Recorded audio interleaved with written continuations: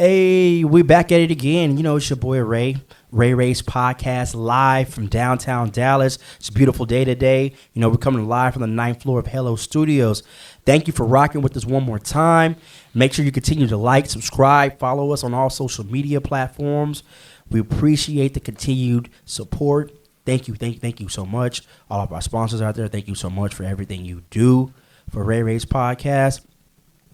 So if this is your first time watching or listening to Ray's podcast, just, you know, to start off the show, I like to pour back into people, all right? I know sometimes some people may be having some hard days, hard weeks, hard months. You know, let's like to restart that day, okay? Hit Control-Alt-Delete, all right? So just in case nobody told you today, I just want you to know that you're beautiful, loved, you're needed, you're alive for a reason. Hey, you're stronger than you think. You're gonna get through this, you know, just in case, you know, no one tell you they love you, I love you, and if you just don't give up, all right? So, you know, sometimes those hard situations come up, but when you have positive words in your mind at all times, I promise it makes those situations easier to get through, all right? Cool. Let's get to today's show, all right, man? We got an amazing guest today. I actually found this guest on social media. I was scrolling through. You know, I saw the popular page, Dallas TV. So shout out Dallas TV. I saw this guy, and I was like, man, this would be a good person to interview. And it was like maybe not even a week ago. So here we are, a week later, if not sooner. Everyone give a warm Ray's podcast welcome to the one, the only Dr. Siddiqui of Smile Makeover. All right, welcome to Ray's podcast today. How you doing? Thank you, Ray. Thanks for having me. See, the fans, they love you. They can't get enough of you already. You know, stop. Tell them to calm down a little bit, all right? How you doing today? Good. Thanks for having us. Man, thank y'all for coming in. Thank you for the response. Man, I responded to me really quick. I really appreciate that. We got Avon to thank for that. Shout out to Avon. This man, he put everything together. He's a liaison right here of everything, you know? So shout out my guy. Man, thank you. How you been doing today? Good. Today's been good. It's a beautiful day. And then we've been looking forward to this podcast as well. So he told me a lot about you. We just grabbed some coffee and we're ready to like rock with it. Man, let's rock with it. You know, we're drinking coffee even it's hot. Yeah. Even though it's hot as Dallas, we still gotta have that coffee, you know? It's my vice. Yeah, y'all gotta shout out if you ever in this area, come check out Stupid Good Coffee. Really good coffee. It's amazing. It's an independent company, so go check them out, all right? So let's jump right into this, all right?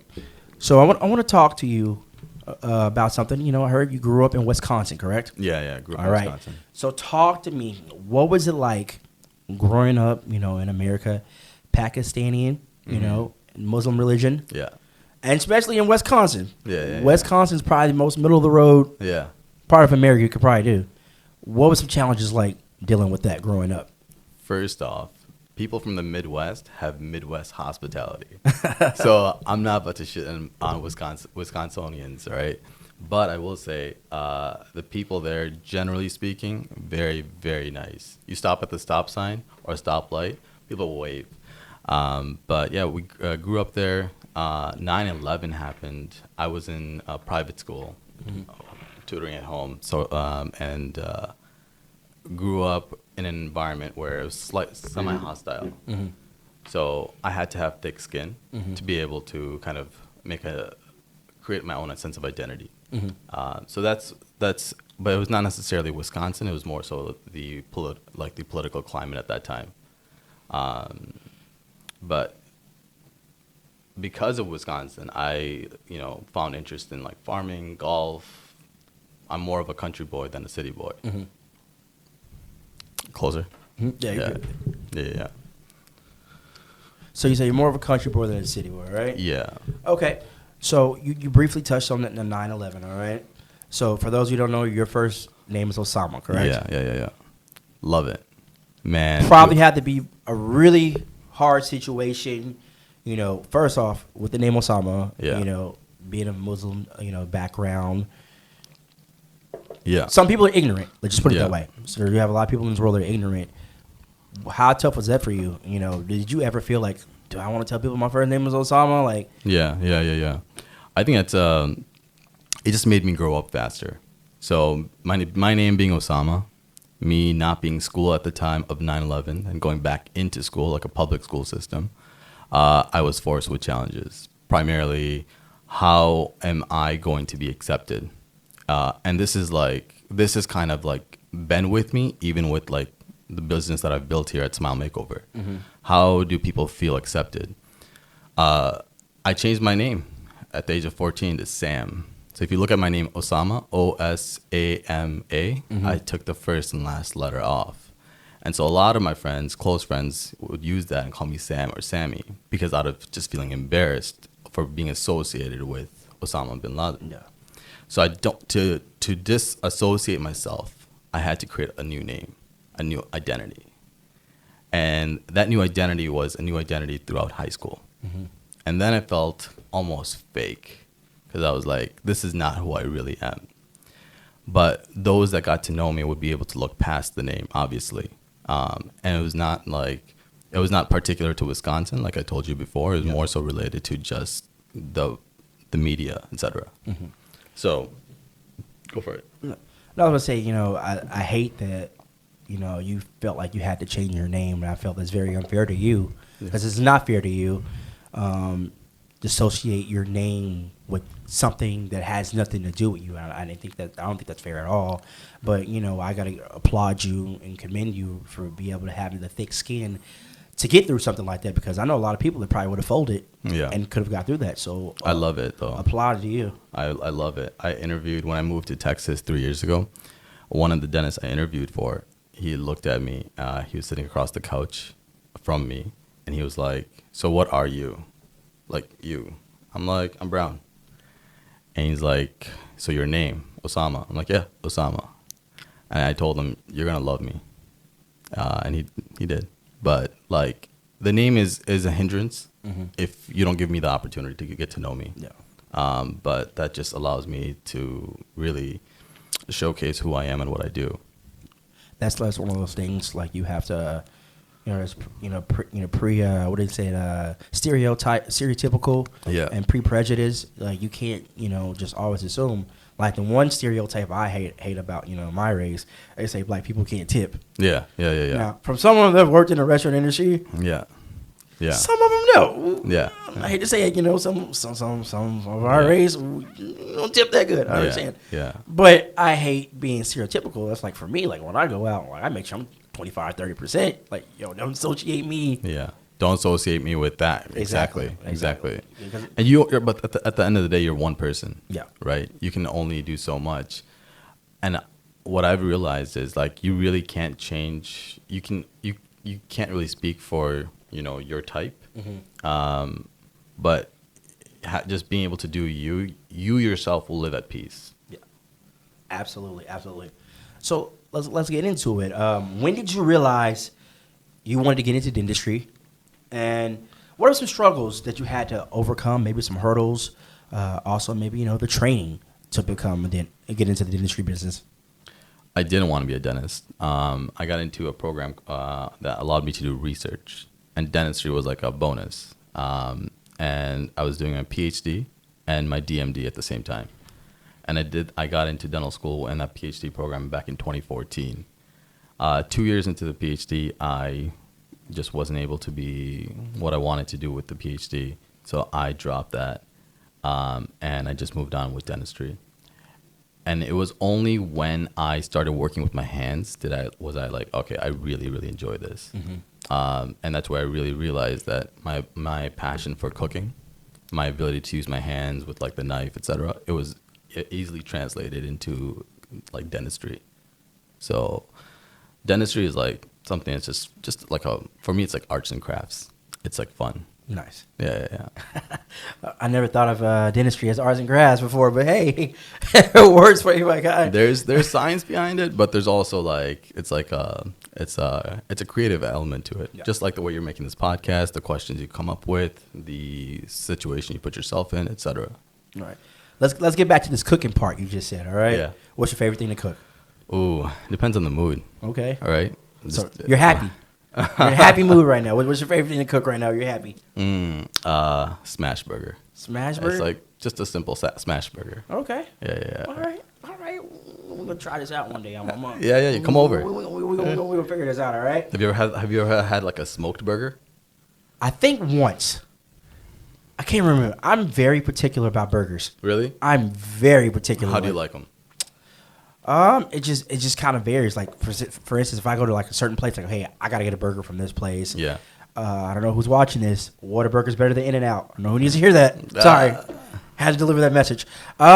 It just kind of varies. But I'm really simple. I just like a nice cheeseburger, some mayonnaise, lettuce, pickles. Sometimes I can do like some sauteed onions on it, depending on I'm in the mood. Sometimes I want some bacon. Sometimes I want a patty melt. It just kind of depends on how I'm feeling. You see how difficult that question is? What's your favorite thing to cook? It just depends on the mood, really, and also what you have available. Well, also too, like there's like there's certain foods like I could have like any time. Yeah. Like I don't care what time of day. Like macaroni and cheese, I could eat some macaroni and cheese anytime. Really? Favorite macaroni and cheese is from Capitol Grill. Their lobster macaroni. That's probably some of my favorite macaroni. Okay. Yeah. That's amazing. Who else got good macaroni? What's the most unique food you've tried? That's like a I don't want to say statement, but I don't know if you would say the most unique, but shabu shabu. What's that? So shabu shabu is like it's like this place. You have this big pot. Yeah. And you brew. I think like a stew or a broth you brew. Yeah. So they give you these ingredients to make a broth. Then you have your meats. Yeah. You have your meats. You kind of like simmer it inside this pot. And yeah, that's shabu shabu. Interesting. Yeah. So the one I go to is off of 121 in Preston. I forgot the name of it. I think it's just called shabu shabu actually. Really? But yeah, shabu shabu is probably the most interesting thing I've had. I'm trying to think of what else. It's not very interesting, but we've gone on vacations. Yeah. We've fished. Yeah. So having stuff fresh out of the ocean, like fresh sashimi, fresh ceviche. Yeah. That's incredible. So me personally, I believe if you want to get to a certain point in life, you need to have a mentor that's at the place or the level that you want to get to. Do you have any mentors that you look up to or someone that can give advice to you? I'm only here because of the mentors I have, and I don't have just one. I have many. From the age of 10, when I was in private school and being tutored at home, I had a mentor then. I had a mentor while I was in college. I still have plenty of mentors. One of my main mentors, he is a medical doctor at the University of Chicago, and he's like a spiritual teacher as well. And just seeing him, the way he lives his life, family, work, business, just emotionally very stoic. I have him to go to. He probably wouldn't want his name to be publicized. So I'm not going to. Yeah. But yeah, so I go to him pretty often. And he's been, that's one person. Other person would be my parents. They're kind of like, I tell my parents that if it weren't for them, specifically my mom, I would need a therapist. But just to be able to like talk to her on a day-to-day basis and be able to hear her voice gives me like just level of comfort and guidance. It's like that reassurance. Yeah. Yeah, it's like me. Like I call my mom, like, Mom, I'm having a tough situation. Parents have that wisdom and advice. Like, you know what? I didn't even think about that. You're absolutely right. Yeah. So, shout out to all the parents out there. Mom, if you watch this, I love you. So, question for you: how long have you been in the Dallas area? What have you learned from being in the Dallas area? And the most important out of all this question, are you a Cowboys fan? I'm going to start off with the most important part of that three-part question. I'm a diehard Packer fan.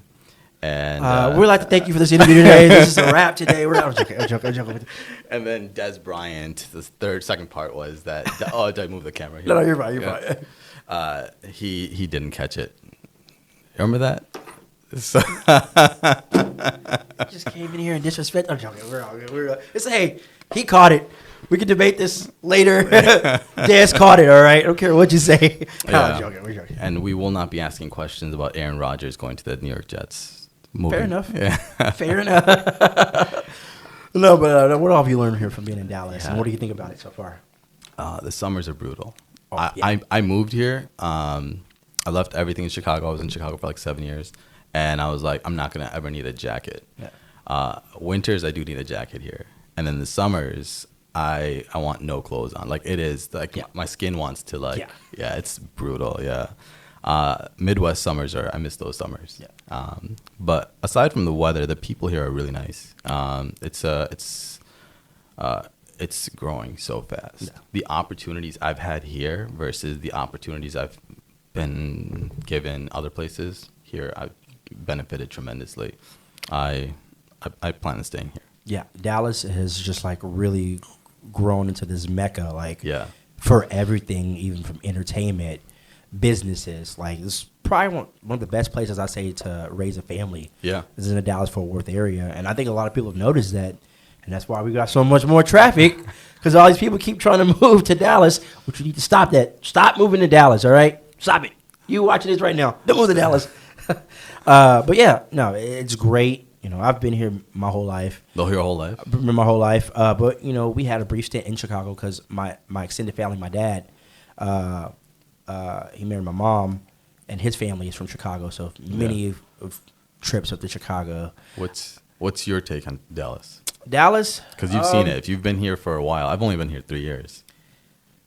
Man, it's so people coming into Dallas for the first time, they always assume it's cowboys and hats and you know, bolos and stuff. It is not like that. Maybe once upon a time it was. It's a busy city. Yeah, it is a busy city, but it's also a very calm city at the same time. If that makes sense. Something that this taste I don't like. It could be a little pretentious sometimes. Yeah. Certain parts you have things that could be a little pretentious, but that's not all of Dallas. You know, that just comes with anything. Anywhere you go, you're gonna have to deal with people that are gonna be some pretentious. But overall, I feel like everybody's friendly. Yeah. You know, everyone kind of speak to each other. Yeah. You know, they say that you talk about the Midwest hospitality. You know, we have Southern hospitality. Yeah. Southern hospitality. You know, that's something a lot of people pride themselves on. Yeah. The other thing about Dallas is that, you know, whoever you are, you can kind of find your crowd. Yeah. Like, you can find your niche here really, really well. Just because, I mean, it's diverse, but it's also not diverse. Yeah. It has its pockets. Like, Avon, you're Korean. All right? And yeah. And, I mean, there's like, I mean, just hanging out with Avon, I get to learn so much about areas that he visits or frequents or knows of that I would not know of, or I just don't explore. Yeah. But yeah, it's kind of cool though. Not many cities can offer that. That is 100% true. Yeah. And we're gonna talk about some stuff off the air. I'm gonna ask you something. You've been to a couple places, all right? All right, cool. So I want to get into this, and this is something that was really amazing to me. So after watching a couple of your videos on social media, and from what I could tell, you really care about your patients. That's just what, from me, from the outside looking in, from what I see on social media. And also, I feel like you make your patients feel complete. All right? The question I want you to answer, and I want you to look in the camera when you answer this question, what sets you apart from other people in the business and other dentists and other dentistries? What sets you apart? I think the main part is dentistry is seen as a luxury, right? Dentistry is seen as a way of making money, it's just seen purely as expensive. What I tell my staff and our team that we have developed is that we want people to see their smile. Like, if someone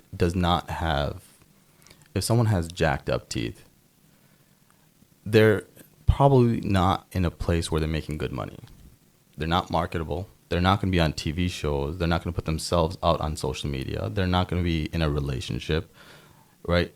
So they don't see that income coming in. So, but they also don't see that they have this potential that's preventing them. I've never done a smile makeover and someone tell me, like, I regret doing it. It's always been like, wow, now I'm able to do this. Now I'm able to do that. So I don't focus on the teeth. I focus on what can you do after you have this vehicle, the smile. How are you going to drive this smile? Where are you going to take this smile? Who are you going to share the smile with? How are you going to bless yourself with a smile, right? And when I do that, when I focus on that, I allow them to have like a wealthy mindset, because they're saying themselves is like, okay, this is not expensive. This is not a burden. This is an investment, right? This is how I'm going to flourish. This is how I'm going to get that job. This is how I'm going to go from being single to being in a relationship. Like, Those are the elements that I want to people to focus on. And so the biggest challenge we face as a business is a lot of people come and are like, you look like you work with for poor people or people that can't afford it. I'm like, yeah. But my whole objective is that if they're able to finance it or find a way to finance it, they're gonna look at that and be like, piece of cake. It was worth it. I would pay that and some. Man, that really hit home. That was really deep, man. That's amazing because, you do have a lot of people that, they're looking for the buck first. They put the dollar before the patient. Yeah. Or the dollar before the client. And I think as a civilization, we've kind of got away from that.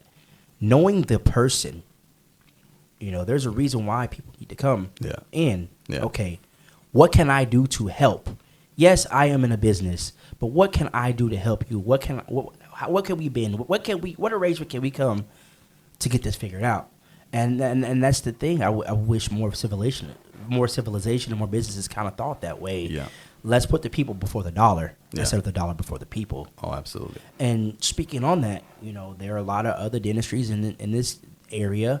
There's a lot of people that use a lot of gimmicks and stuff to get people into the office and don't really follow up on what they say. Because me personally, I went to one dentistry and they said this and this, and it was a nightmare. Like it was a complete nightmare. I was like, you just took a lot of money from me and you didn't fulfill what you said you were doing. So it kind of I don't want to say it made me bitter, but it kind of really made me upset. Yeah. So, what are your thoughts on some of those other dentistries? Like, hey, we'll give you this, we'll give you that, and just not really honoring that. Yeah, it's like, if I go to a mechanic shop, I know nothing about cars. So I have to trust the person telling me that I'm going to do this and this to your car. The trust factor is everything, right? Like, so when someone sits in my chair, they have to trust me. They don't know, like, what I'm going to actually do, right? The dental industry, there's so many components to it, from big corporations running it to small part. Like, I'm a small potato compared to a big corporation, right? And so our marketing budget isn't that same. We don't have the same resources that they do. They have private equity backing them up. So they're pushing for the dollar. They're pushing for treatment. They have schemed ways of, like, all right, this is our bottom line and we have to hit this. So that's how they approach it. But most people are going to those places because that's what's readily available. Yeah. That's what's on the corner. But one thing you got to have to do is, whoever you are, when you're looking for that, when you're looking for your mechanic, when you're looking for your barber, when you're looking for your dentist, do they care about you? Yeah. Right? If they care about you, they're going to want you to succeed. Man, that's I mean, it just boils down to that, right? Like, it's like, do you care? Do you give an F? Yeah. I don't know if I can swear. No, you're good. You're good. So, would you say there's like any secrets or any like tea or anything people should know about the dentistry business? The dentistry business secrets, like what sort of secrets? I don't know. What you can tell? Like I say, we mentioned some of these other dentistries. With some of these, anything you've heard personally, with some of these other dentistries. To be controversial, I can say a lot and I can say nothing, and I am evaluating what I should or shouldn't say. Yeah, I mean, you got me stumped here. Okay, it's all right. We ain't got it. We don't have the answer. We can move right along. Ask you one more question. We're going to switch to a different segment here. All right. So, with anything, any job, you're going to have some challenges. Yeah. What was maybe the hardest patient you had to deal with? Mm-hmm. Maybe it could have been a patient's attitude, or from actually working on a patient. What was something difficult? Getting a procedure done. Procedure-wise, I don't think there's any difficulty. If you know what you're doing, you know your limitations. Like, you can do this and you can't do that, mm-hmm. right? Like, it's not black and white like that, but you have some area of like, all right, I can work with this and I can't work with that. Do things fail? Yeah, things fail, but you can always fix them. Like, if a tooth breaks, you can put another tooth in there, no problem. However, the biggest thing is working with people's budgets, right? someone wants the highest quality treatment, like they want like a Benz, right? But they want to pay like, Toyota Yaris prices. Yeah, understood. Yeah. So now that's where, how do you bridge that? When I started off Smile Makeover, I used some very cheap stuff. I was like, I'm gonna provide people who can't smile with like affordable option. But those affordable options, the quality of the material was terrible, right? And we saw the effects of it, that it just didn't fit well, it didn't look well, and whatever. So there's a certain cost that you have to pay for just quality. But then the procedure itself is one thing, but getting the patient's expectation to be like, hey, like this is going to be in your mouth full time. Mm-hmm. Like you're not taking this in and out, right? This is something that you don't park and go into your house. This is something you keep in, right? So you have to look at it from that point of view. So your expectation has to be like, if you want quality, you're going to have to pay. And if you don't want quality and you want something, you want a Band-Aid, the Band-Aid might come off. Yeah. But you're going to pay for that. You're paying for something permanent. Yeah. Yeah. So the expectation is the biggest thing to manage. Okay. Yeah. Okay. So for those of you, that are familiar with Ray Ray's podcast, loyal listeners and watchers, or if it's your first time tuning into us, we have this segment that's called Slow Down. I just want to get to know you. Slow down. We just want to get to know you. All right. This is where we just kind of ask you some random questions. We kind of really don't know where we're going to go. We're just going to get there. Also, I have to mention that Slow Down is brought to you by Lyrically Correct. It is the lyric trivia card game. If you think you know your lyrics, be sure to go to lyricallycorrect.com. Put in promo code RAYH23, and you can save 20% off all the editions of Lyrically Correct. All right? So I always like to start off this Slow Down segment again. Tell people, where would you like them to visit you on social media, the business website, address, any of that stuff you want people to find out about you. We primarily function off of social media and primarily on Instagram, currently speaking. Our Instagram handle is Siddiqui Smiles. Siddiqui is my last name, Siddiqui, and then Smiles. We have a handful of doctors that work with us, and we're located in Richardson, Texas, right next to UTD. Okay. Yeah. I know exactly where that's at. All right. Yeah. All right. So let's start off with this. Who would you say your dream patient would be? My dream patient.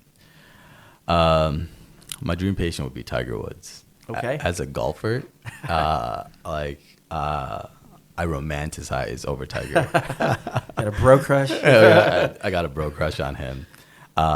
His smile is also spectacular. I wouldn't change it. And so that would be a fun fun patient to work on. Okay. Yeah. So, if you could be endorsed by any dentistry product or products, what would you want to be endorsed by?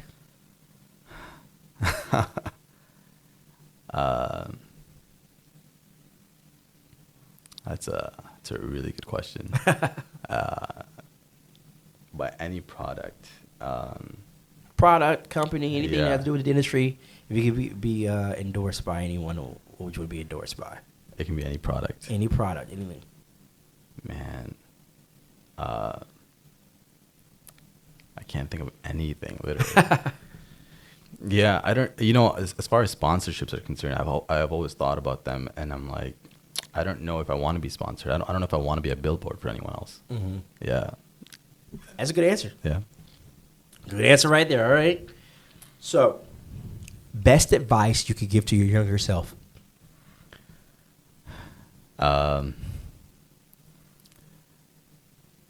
Take it day by day. I think I stress out a lot. I've always taken things very, very seriously every single day. And, from school, exams, tests, jobs, business, every day has its challenges. And if it doesn't work out, it doesn't work out. Okay. So, is there anything you say would be misunderstood about you? Misunderstood about me. Man, these are questions that misunderstood about me. I have no idea what would be misunderstood.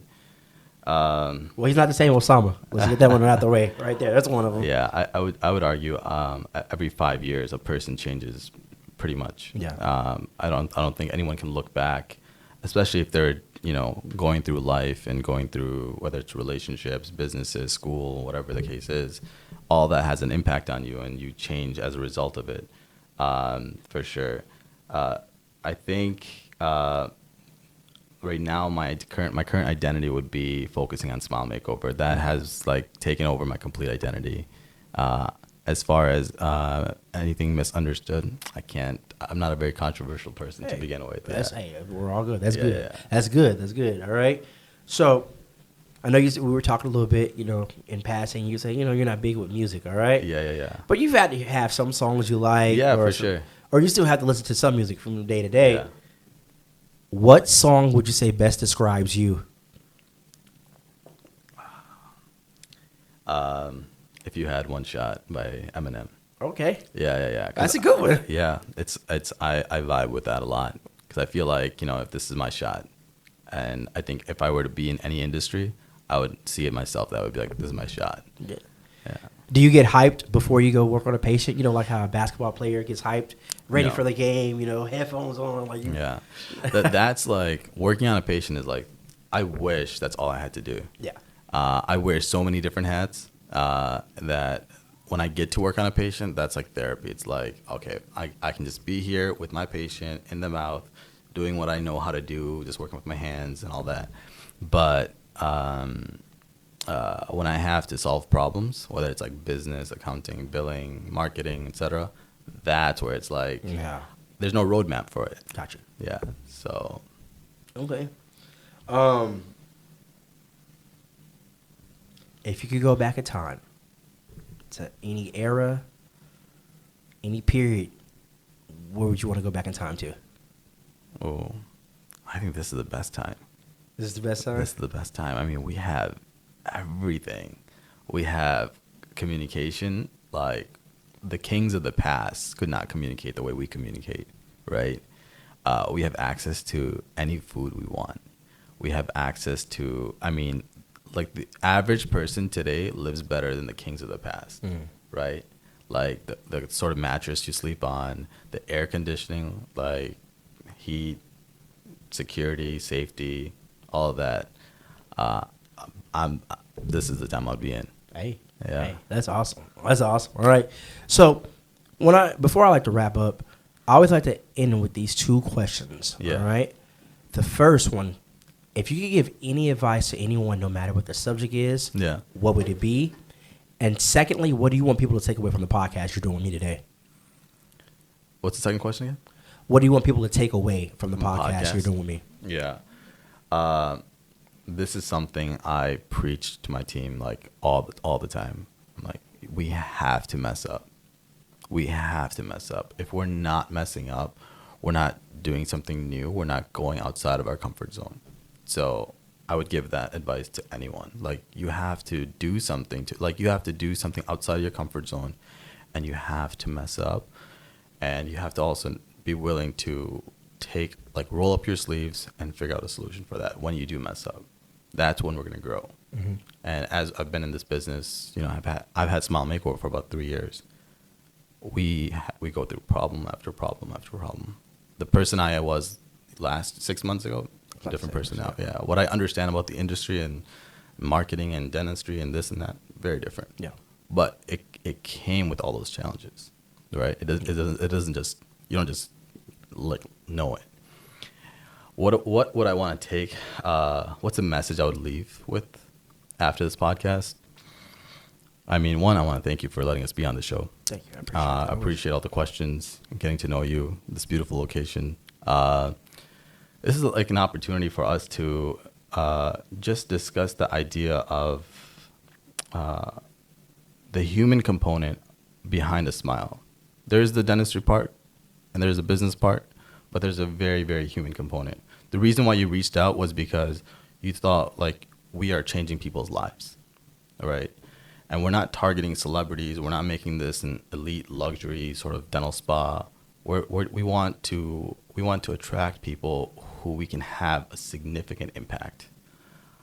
We have a reveal part to our Smile Makeover, but the real reveal is like a year later, where they tell me like, hey, just want to let you know, like, I'm doing this, this, and this, and I wasn't doing that last year. I wasn't doing that for the last 10 years. That's the real reveal. And the impact that has on their family, friends, their coworkers, they all see that. Because if you had no teeth, would you be able to do this podcast? No. Would you be able to reach out to the people? You would be limiting yourself, right? And so you have that. I mean, that smile is just that, like, just that ability for you to be yourself. It's that added confidence. It's that added confidence. Yeah. It's a resemblance of your humanness. Yeah. Right. And it's a sign of like the wear and tear. I have stories after stories and stories of patients. So many of them we can't post because people are embarrassed. It's like vulnerable.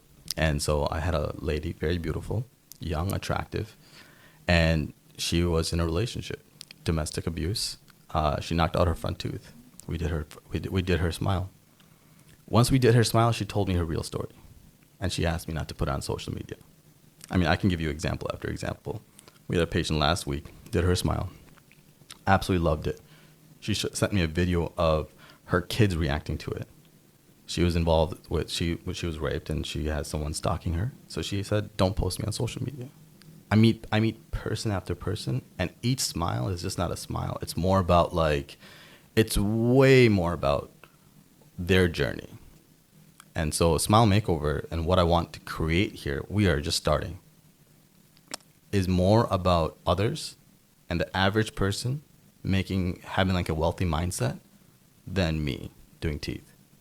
I don't even want it to be about me. I want it to be about the other person and their journey. And that's why people vibe with it. That's why people share stories. That's why people come in. Man, like, you don't understand, right? That just really moved me. And anyone out there, you've got any dental challenges, I highly recommend going to go check them out. State your address again, state all your information, because I want people to come find you. Appreciate it. And tell people, hey, don't be afraid. Yeah. Don't be afraid to reach out, because people are afraid. One, they get scared away by the cost of it. Yeah. Two, some people are just embarrassed because they're just embarrassed. Yeah. So just reach out to people. Tell them, like, hey, don't worry about that. This is what you're gonna get when you come to Smile Makeover. So talk to the people for me. When you come here, you're gonna be welcomed. First of all, we're located in Richardson, Texas. Our address is 670 West Campbell Road, Suite 150, and we see the worst of the worst. We see people with perfect teeth, and we see people with not so perfect teeth, and everyone has their own journey. And I would just be grateful for you to share that journey with me. Whether we can help you finance it or not, we will work with what we have, and we can go from there. So one step is better than no steps. Man, you just hit it. Yeah, you just hit it, man. And so I hope someone who's out there watching and listening to this, this touches you, and make sure that, hey, you know what, I can call them. I'm not afraid. And thank you so much for taking. Thanks, Ray. I know your day is pretty busy, so thank you for taking your time out. We're gonna head back into clinic. Yeah, I'm pretty sure you got to get back in there. So thank you so much for taking time out. I really appreciate you coming on. It was a pleasure getting to know you. And, like I tell all my guests, you have an open invitation. Yeah. Anytime you want to come back, hey, the door is always open. Again, everyone, make sure y'all follow them on social media. Continue to follow us on social media. And I start off with positive words, and I like to end off with positive words, all right? So everyone get your swag on. You can rub your hands on like your Birdman. So tell yourself, I will boss up physically. I will boss up mentally. I will boss up spiritually. And I will boss up financially. Invest in yourself. It is your boy Ray's Podcast. We're going to catch you next time, all right? Thanks a lot, Ray. Hey, get money all day, get money all night. Sip my drink home, let's get right. Getting paid, I'm getting paid. Hey, get money all day, get money all night. Sip my